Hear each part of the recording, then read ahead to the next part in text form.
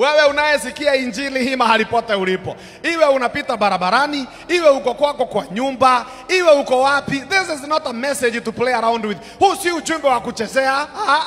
Huu ni ujumbe wa kukufanya wewe uwe na uhusiano na Yesu kabla hajatokea uangamie. Na nyinyi mko hapa ndani, hata ninyi hamutapona kama utakaa na hii ujumbe. Hakuna mtu unakaribisha, hauiti mtu, wewe unakaa tu. Unakaa tu, hauiti watu.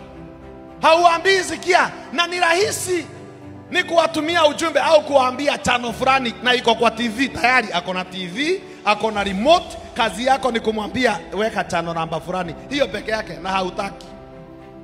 Utasikiaje ukiona jirani ambaye angeokolewa kama ungalimwambia tu, kama ungemwambia? Imagine, kumbe ningeambia my boyfriend, kumbe ningeambia my girl, kumbe ningeambia auntie, kumbe ningeambia shangazi, kumbe hata ningeambia mwalimu, kumbe ningeambia yule mama ananitengeneza nywele, yule mzee ananikata nywele, kumbe ningemwambia yule ambaye ananiuzia mikate na kila, kumbe ningeenda kwa duka nimwambia nipatie maziwa 2 na mkate moja. By the way, unajua kuna mkutano inaitwa Dara. Hiyo peke yake hautaenda hasara, lakini umenyamaza.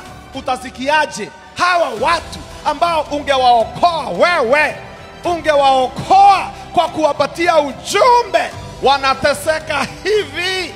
Kumbe ungewasaidia, kumbe ungewaokoa, kumbe ungeokoa damu yao, lakini uliamua kunyamaza. Uliamua kunyamaza tu. Uliamua kusema tu amen. Ukisikia wengine wametoa TV zao na vibada zao na wanabatiza, na wewe mbona ulinyamaza? Mbona ulinyamaza?